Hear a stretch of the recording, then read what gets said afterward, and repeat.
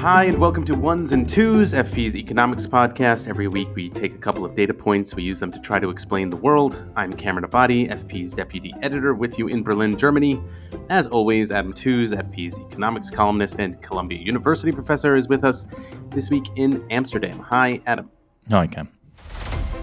So, in the second half of the show, we're going to be talking about the economics of Mexico, which is a fascinating topic, so stick around for that. But first, we're going to try to do something from the news pretty quickly, and the data point there is $1 trillion, which is the threshold of market value that the AI chip company Nvidia crossed on Tuesday this past week. The $1 trillion club getting a new member today. Nvidia becoming the first ever chip stock to reach that milestone. The stock surge has been triggered by the artificial intelligence boom and Nvidia's recent... But with the generative AI hype not showing any signs of slowing down, Nvidia may be the biggest winner of them all. That puts it in a pretty exclusive club, alongside the likes of household names like Google, Apple, and Amazon. And if it seems Nvidia came out of nowhere, that's because, to some extent, it did. Its value has essentially tripled since October, which is when a lot of public attention turned to the potential of artificial intelligence in the economy. The rise of Nvidia has sparked discussion of whether it's now overvalued or maybe still undervalued, so we thought we'd try to dig in. Adam, I thought we could start maybe by discussing where exactly did Nvidia come from? What exactly is its backstory? Is this another of the big Silicon Valley garage startup stories that we've heard about in other cases? I think so. I think it's you might call it a second generation version of that kind of story. I mean, the sort of the mythic element is the meeting at Denny's Roadside Diner in East San Jose that took place in 1993 between the key figures involved in the firm. That's Jensen Huang, who's a Taiwanese-American electrical engineer, and then there's Chris Malachowski and Curtis Preem. I mean, I call it a second-generation story because all of these guys had long track records at what, by that point, were already powerful, established firms, including LSI Logic, AMD, IBM, Sun Microsystems. And though they, in the way of these kind of stories, started out with $40,000 in the bank, they really rapidly acquired the backing of major Silicon Valley venture capital firms like Sequoia Capital. So the ecosystem exists, and these people are making a play within the ecosystem. The sort of the clever idea that kicked it all off was that they would focus on graphics chips, which have particularly demanding calculative demands. I mean, I'm old enough to remember the day when a PC was a big metal box supplied to you by IBM or somebody like that with a bunch of sockets in the back that you stuck specialist cards into for driving more demanding tasks like fancy graphics for a game. And this is what Nvidia decided to focus on. And it's a clever thing to focus on because on the one hand, it's a mass market. And on the other hand, it's a mass market for a very demanding computational task. And that's really the niche that they've exploited and grown out of. They broke through when they got the contracts to put the chips both in the PlayStation 2 and the Xbox. They then established themselves by the 2010s as a major player in the industry as a whole, and the story moves on from them. By 2011, they've settled a legal dispute with Intel and are basically in the tech sharing business with the incumbent, the US firm that really made the modern microchip industry. So it is a remarkable story, but one that takes place within an industry that's already firmly established.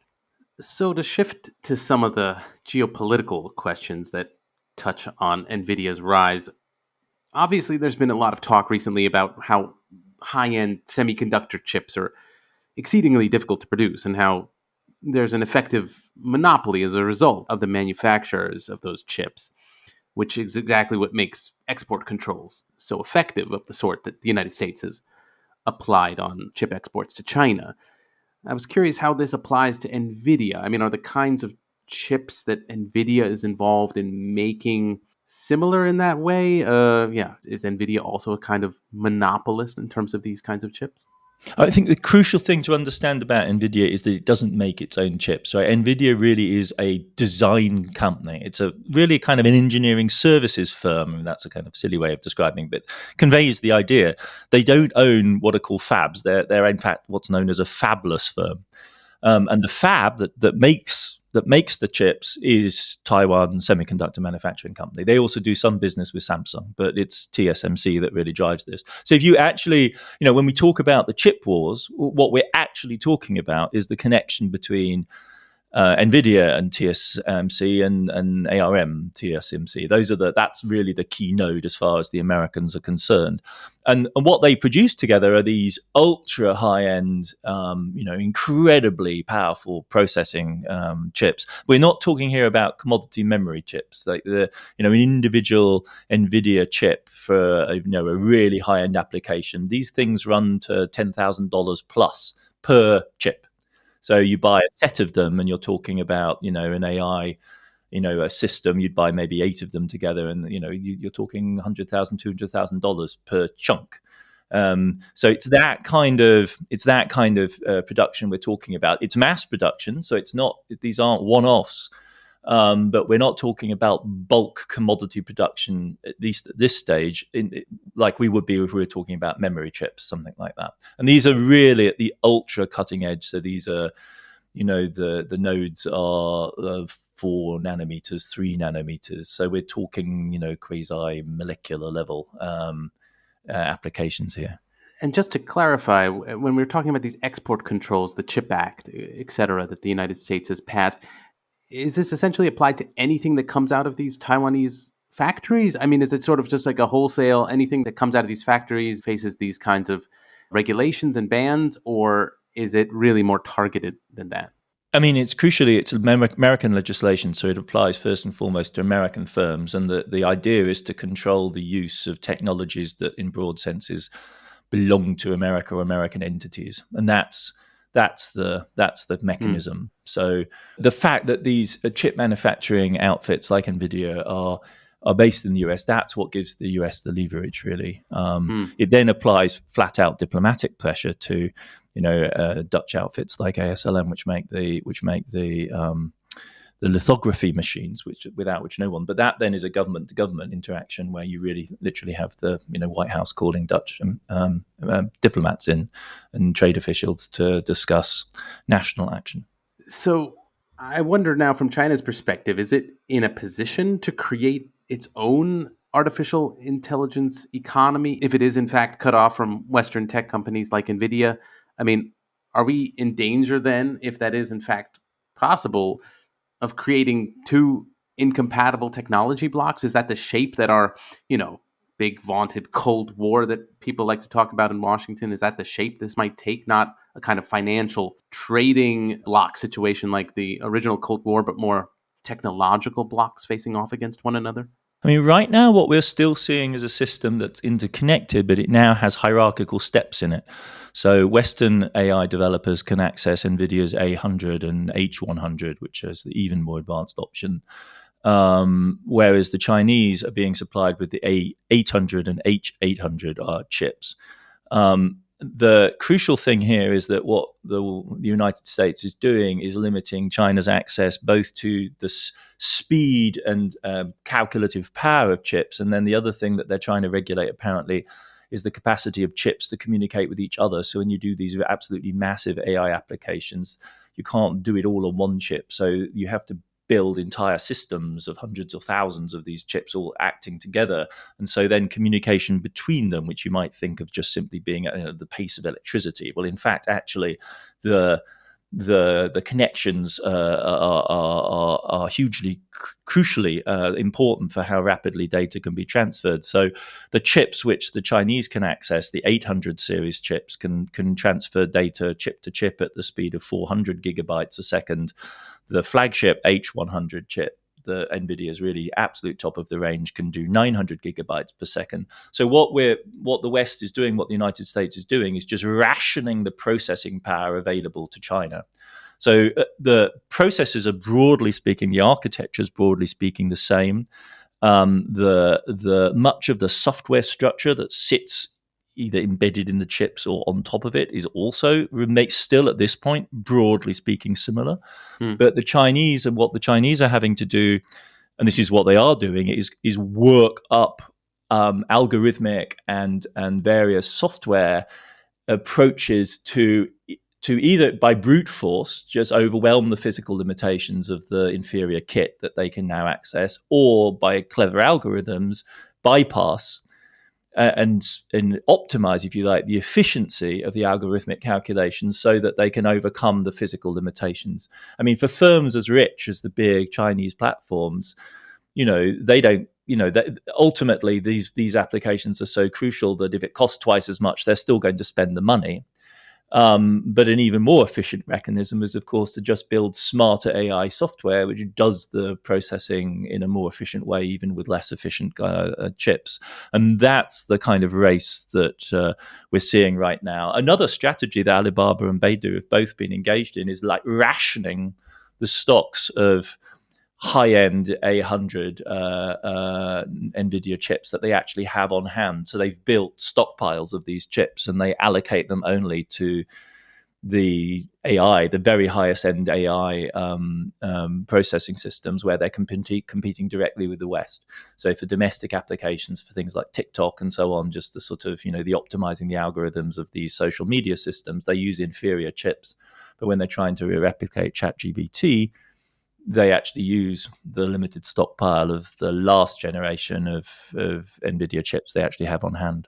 That does seem like two different ways of thinking about technological development. I mean, I don't know if algorithms themselves are considered technology, but it seems like, yeah. Oh, absolutely. Yeah. And the risk, of course, is that in a sense, by a kind of Darwinian selection process, by restricting China's access to hardware, we force the pace of their algorithmic development. So finally, I thought I'd turn back to the company itself and some of the questions it faces. And I guess I wonder, do tech companies have aspirations generally to be more vertically integrated, to sort of draw on some business lingo myself? I mean, do firms like Google or Apple or Amazon try to make their own chip hardware, for example? Or would it make sense for Nvidia to go into developing the kinds of games and other AI applications that use its chips? They absolutely do. This is the basis on which, for instance, Amazon and Google compete business to business for cloud services. What Amazon can tell its clients, and it has the dominant business, is that it has chips optimized by its own in-house microchip design team to provide the very fastest cloud-based services. And Google actually is struggling to keep up with them.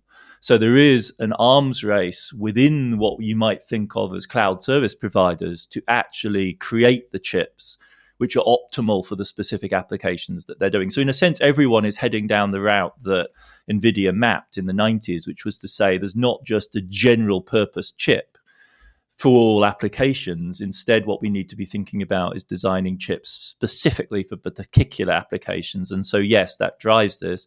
On the NVIDIA side, NVIDIA, I mean, again, this is like, so far out of my comfort zone. But I mean, it's fascinating to read about it just to sort of get a sense of the lingo and the map here. But yeah, I mean, the games development business is such a giant ecosystem now. It's such a huge market that NVIDIA has a kind of, as I understand it, a kind of studio lab game software design software backed up by massive data centers, so that if you're in the business of developing a game, you can sit in this space where essentially quite a lot of the underlying processes have been done for you already, and then you create your characters, you create your narrative, you create your worlds within this pre-existing ecosystem, so you don't have to do everything from scratch over and over and over again. And that is being provided by NVIDIA, who are really making the chips. But the applications are so extremely demanding in terms of computing power that's the efficient way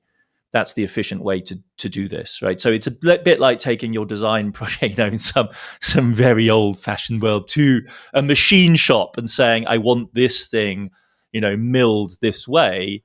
You don't start by saying, to mill this, I would need a milling machine. And so then I'd need to design a milling machine. Like, there's somebody who's got a milling machine and knows about milling. And so you say, look, I need this thing cut this certain way, this groove to turn to a certain direction. Can you do this? And they say, well, yeah, of course. We did a groove that went the other way for somebody else 2 weeks ago. So this is how we do this. And I think it's that kind of ecosystem of innovation and development that Nvidia is absolutely providing. So that's a sort of a step into the space of application design out of the hardware. Got it. Okay, so Nvidia has its own kind of middlemen there. Middle sort of, space, like a whole yeah. thing. Yeah, it's called the Omniverse and a variety of other things that I'm sure I'll get wrong if I step any deeper into this. I also can't fact check you here in real time, but maybe listeners will quibble with some of the finer points here. All the better, because I'm sure this won't be the last time we're talking about chips and perhaps Nvidia as well. So we do need to take a break here, but we will be back in a second to talk about Mexico.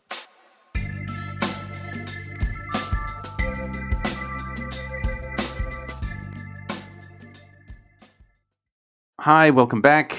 The next data point is 15, as in the 15th largest economy in the world, which is a description that applies to Mexico. It's been a while since we did one of our country profiles. We've covered several other places in the world, and Mexico came as a suggestion from a listener, Lauren Uren. She made the suggestion, in fact, multiple times, and so we thought we'd take it up. And it's just a reminder to listeners, if there are ideas you have that we should cover, definitely do reach out. We're always open for ideas. It may take a little while before we get to it, but we are listening to the suggestions that you leave behind for us. So, Mexico.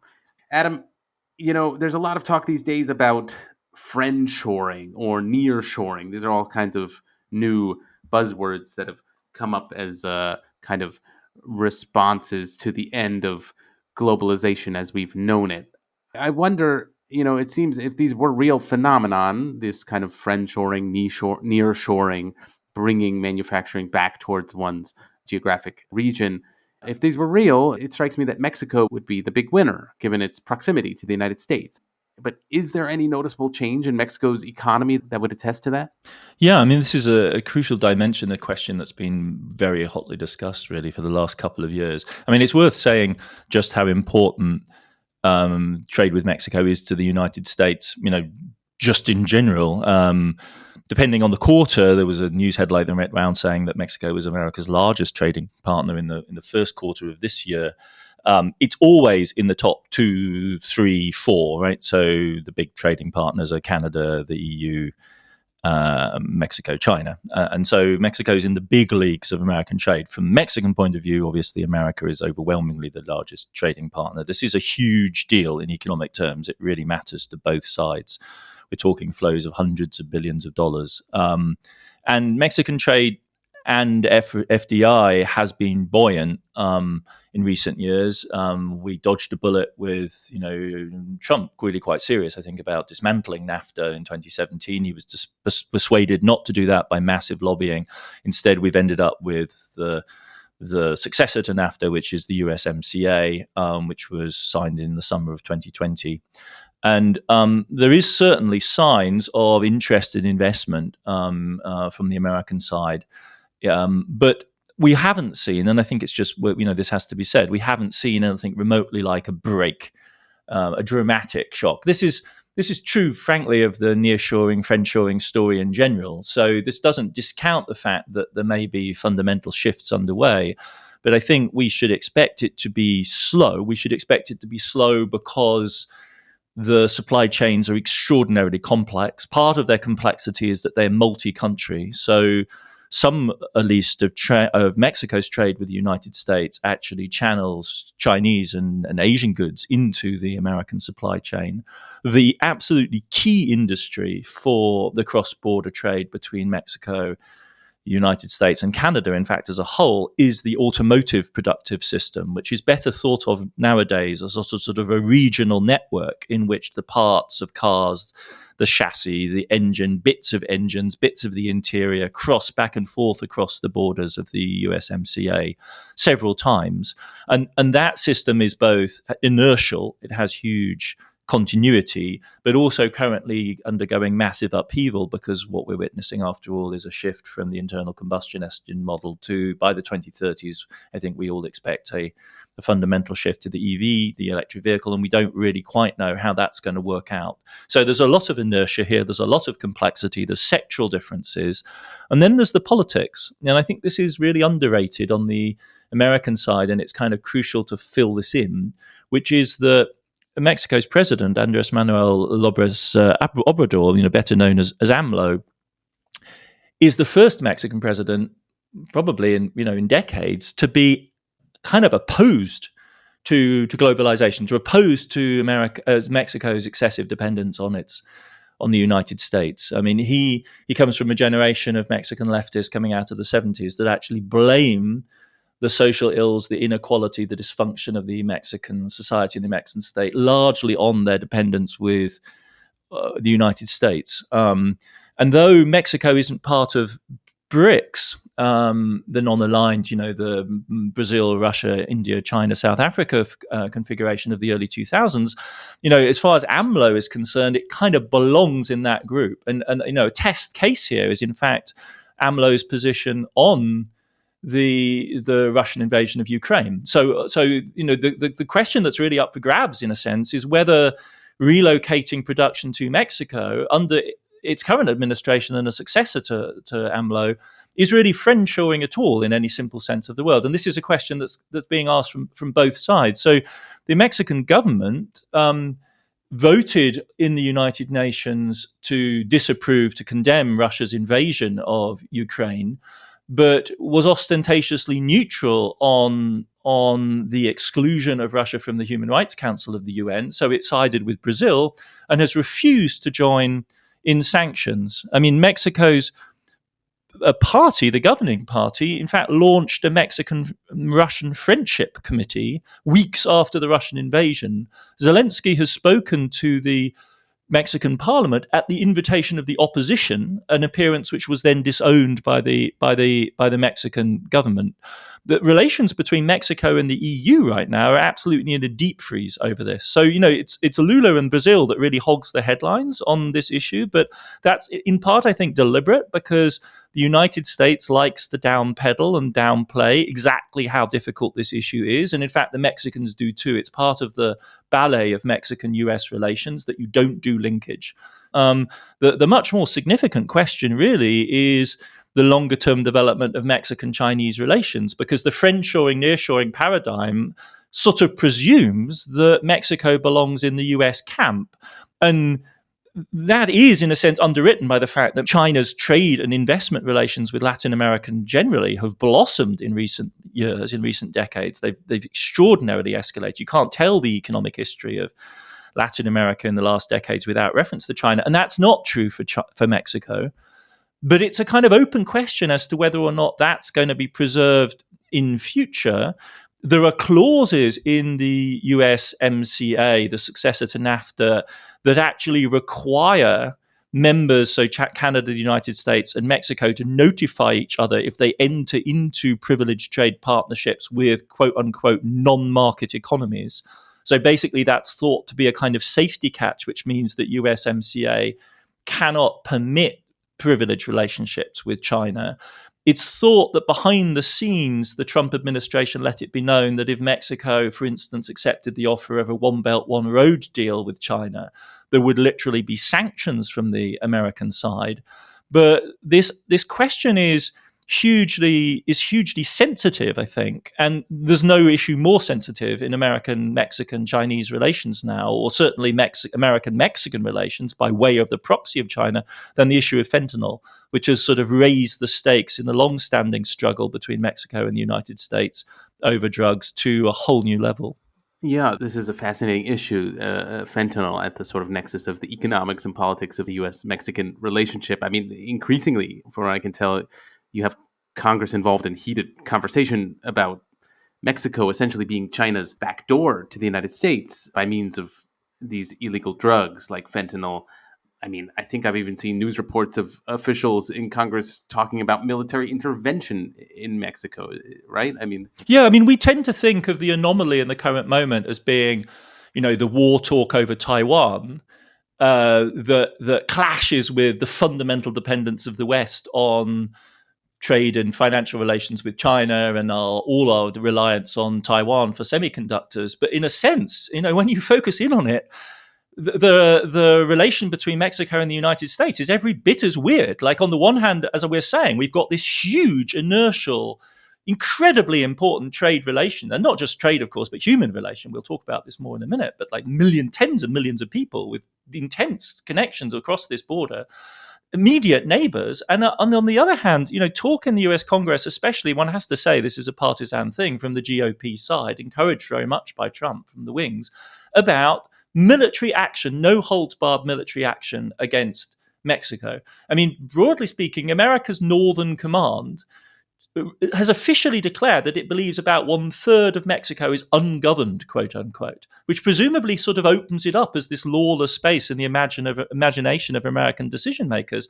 And the GOP, both in the House and the Senate, have repeatedly discussed the possibility of special forces operations, of bombing runs, of the use of cruise missiles. Memoirs from the Trump administration suggest that Trump, as president, actually asked the DoD to make serious official assessments of the possibility of using missile strikes against the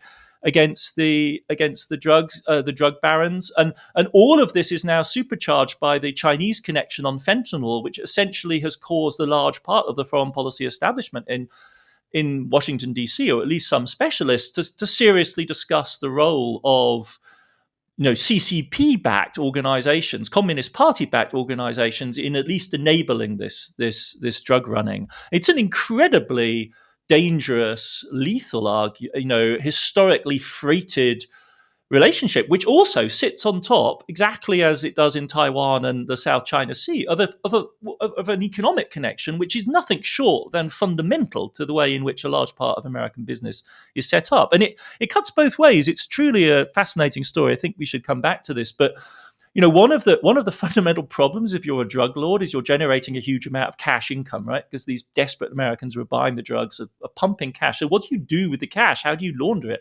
Well, it turns out there's another lot of people who are desperate for dollars, and that is wealthy Chinese who want to get money out of China. And since 2015, there are huge, essentially capital flight controls in place. So there is now a flourishing ecosystem on Chinese social media, which the American Secret Services find very difficult to access, in which brokers essentially allow Chinese interested in getting money out of the country, to pick up the cash proceeds of the drug deals and use them for investment in the US. Now, I can't in this current moment assess the quantitative scale of this, but you can see the sort of picture that's being drawn. And this has all of the components of a highly explosive, jarring disjuncture within a key nexus of globalization, which doesn't get anywhere near the attention the Taiwan-Chinese confrontation does, even though it involves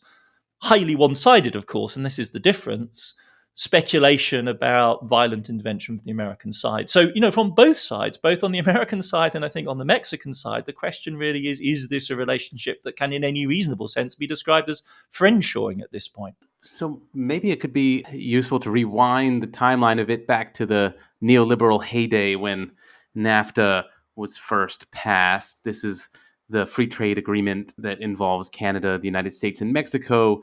It had its origins in the early 1990s. And I wanted to ask about the kind of visions involved in this agreement at that time. I mean, obviously, NAFTA now has a successor agreement that you mentioned from the Trump administration, but and it's since the 1990s there has been a free trade zone among these three countries. But I wonder if it's evolved from a mere free trade zone into something more substantial, thicker, a real true single market. I mean, what barriers still exist to Canada, USA, and Mexico becoming something more analogous to the EU? I mean, do American retirees, for example, already think of Mexico as a lower cost place to move?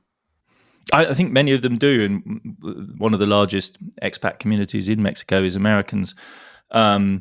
But I mean, the short answer to your question is hinges precisely on that point. I mean, it will become something like the EU when it has the free movement of people like the EU. It'll be something like the EU, not when American retirees can consider Mexico as a cheap option, but when Mexican pensioners can choose to reside with their families in California or Texas or wherever. Right? That's when it'll be something like the EU. Until it's something more analogous, you might say, to the EU's relationship with Turkey, which we've talked about in previous episodes, right? It's essentially a commercial trade relationship with a very large underpinning in migrant labor, which, however, remains very considerably constrained by legal regulation and an asymmetric migration regime, whereby rich people move from the north to the south to enjoy the sun and the cheap cost of living, and the much lower income citizens of Mexico are highly constrained in their ability to access the United States, despite the dense web of family connections that run across that border.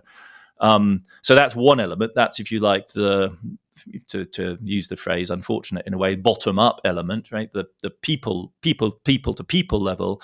What's also really striking from a European point of view is how thin the USMCA is as a political organization. I mean, it really is a commercial, trade-based system.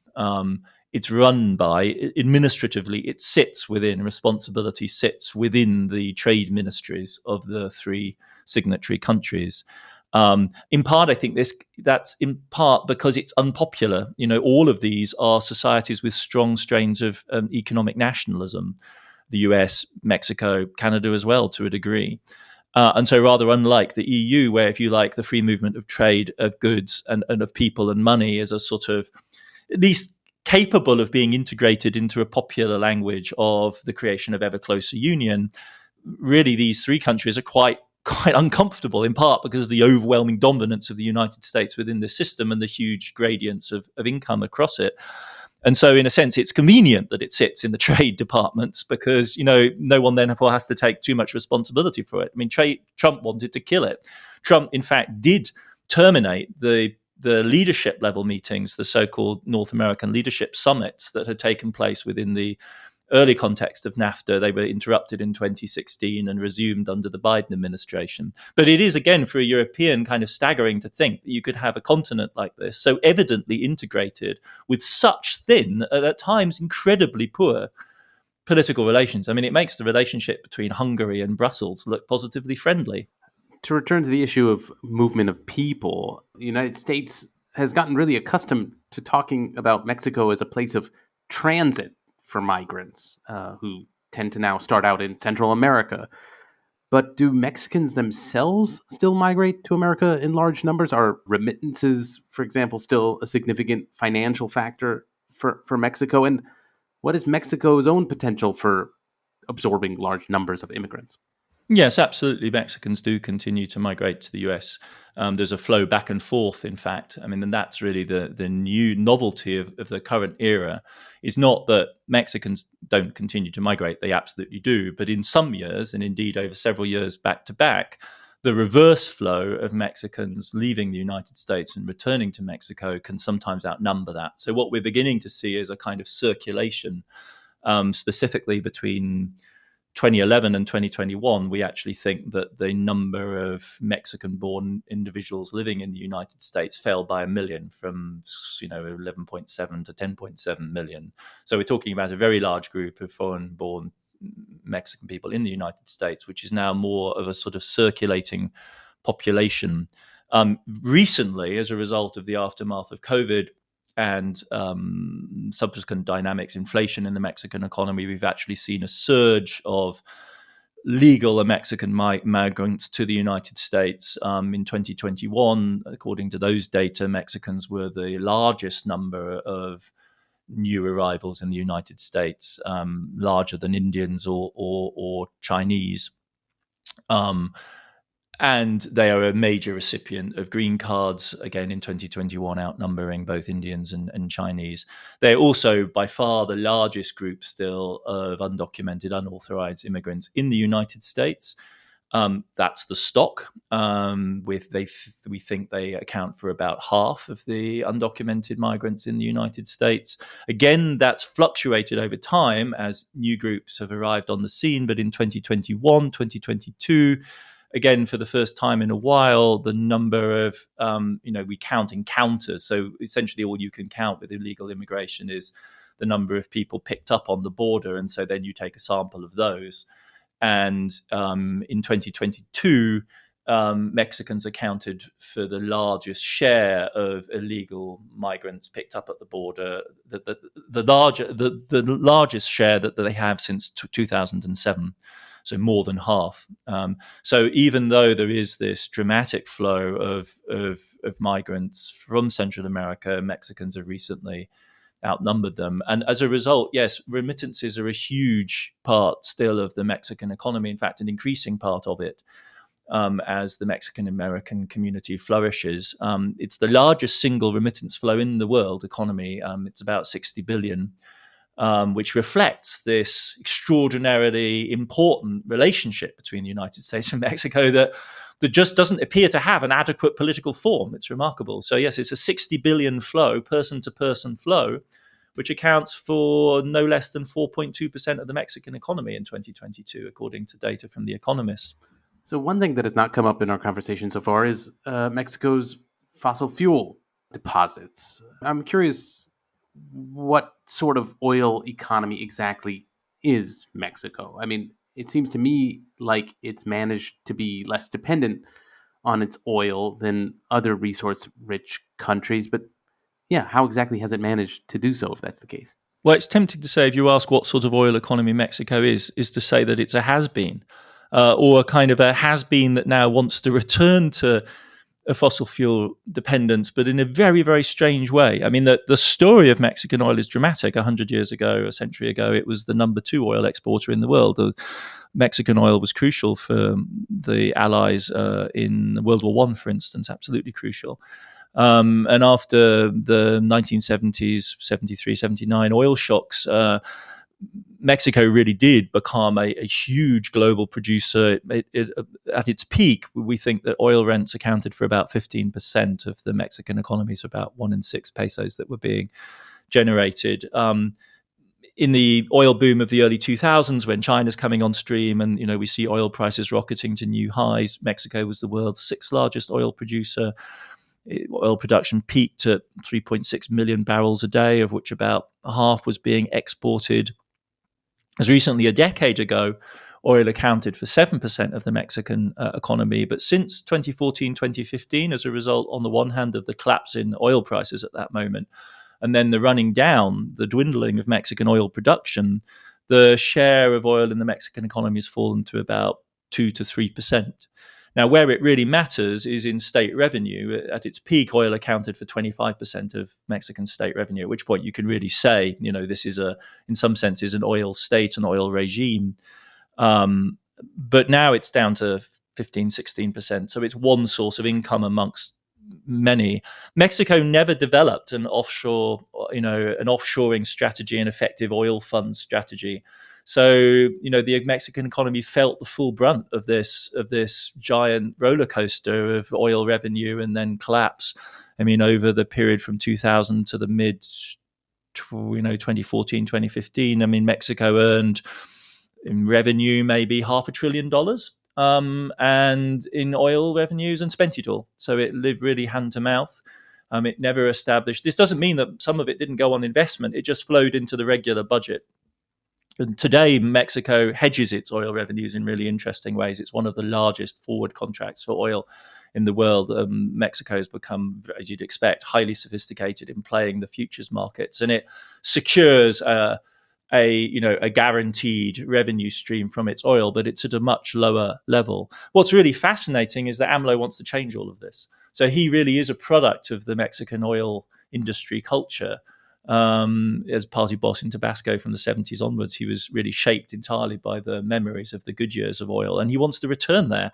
And the result is a strategy, an energy strategy for Mexico, which has obviously amazing solar potential, which is astonishingly, and one has to say it, I think, kind of retrograde. It's a kind of retro energy policy, which is basically organized around Pemex, the national oil company. So finally, I wanted to ask about the Mexican state and whether it has itself proven to be a hurdle for Mexican development. I mean, has it proven itself capable of overseeing further development in the country? One thing I came across in researching for this segment is that the Mexican government doesn't really invest very significantly in its own country. And I wonder, is that related to a sort of broader governance failure, a deeper kind of failure to achieve a monopoly of force vis-a-vis the drug cartels in Mexico, for example?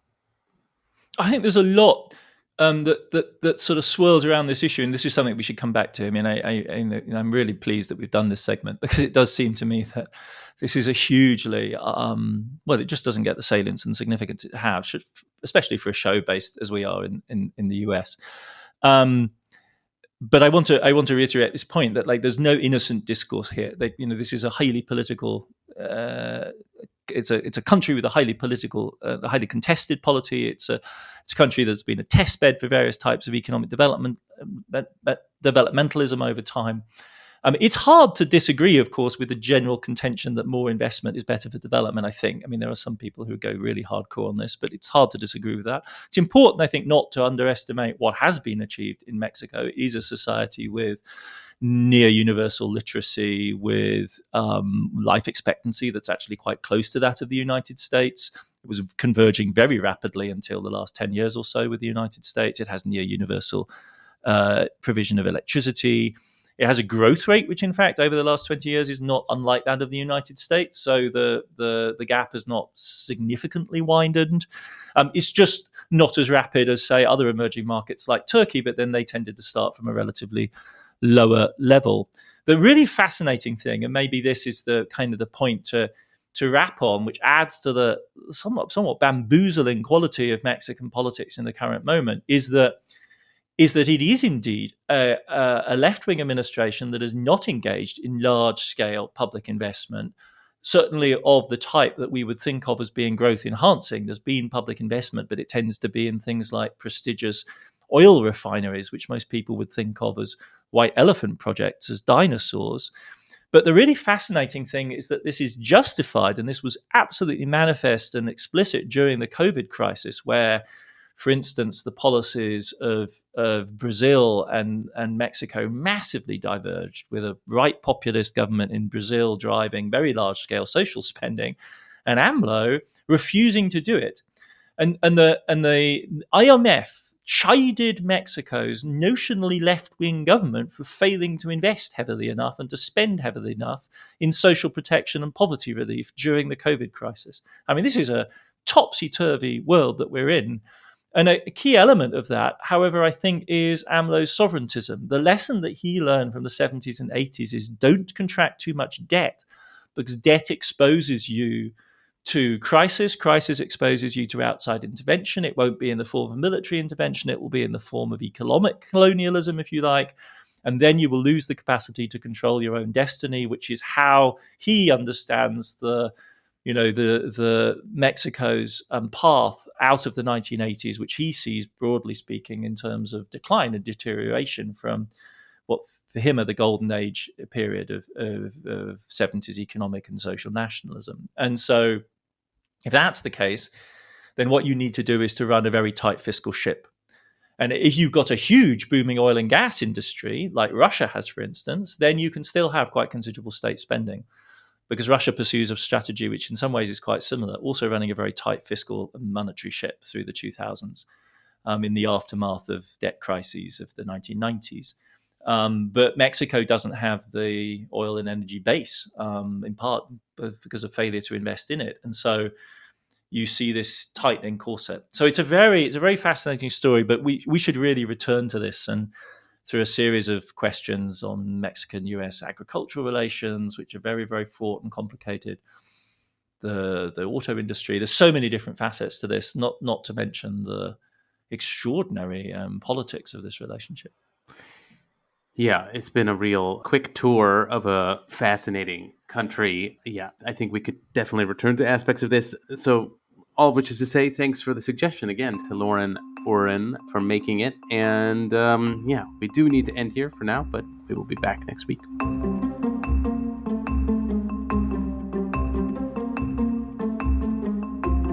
Ones and Twos is written and edited by me, Cameron Abadi, along with Adam Tooze. It is produced by Laura Rossbrow-Tellem and Rob Sachs. Our social media manager is Claudia Tatey. The executive editor of FP Podcasts is Dan Efron. This show is made possible through the support of foreign policy readers. If you're interested not just in Adam Tooze, but news and analysis from around the world, consider subscribing. Ones and Twos listeners even get a 15% discount. Just go to foreignpolicy.com/subscribe and use the promo code TOOZE at checkout. That is TOOZE. And listeners, as always, we love hearing your feedback. You can send us voice messages on the Ones and Twos homepage on foreignpolicy.com, or you can email us, podcasts@foreignpolicy.com, or tweet us. That's at Ones and Twos Pod. Thanks very much for listening, and we will see you back in your feed next week.